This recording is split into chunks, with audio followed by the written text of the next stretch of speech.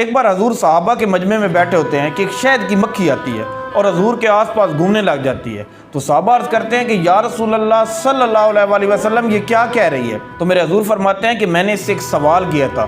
तो सहाबा अर्ज करते हैं कि या रसूल अल्लाह सल्लल्लाहु अलैहि वसल्लम कौन सा सवाल। तो हजूर फरमाते हैं कि मैंने इससे ये सवाल किया था कि तुम शहद कैसे बनाती हो। तो इन मक्खियों ने बताया कि या रसूल अल्लाह हम पहाड़ों के अंदर जाते हैं और वहाँ जो जो फूल होते हैं उनके अंदर से उनकी रस निकालते हैं। तो हजूर फरमाते हैं कि मैंने फिर इनसे ये कहा था कि कहीं का रस कड़वा होगा, बेज़ायका होगा, बेमज़ा होगा, तो फिर क्या करती हो।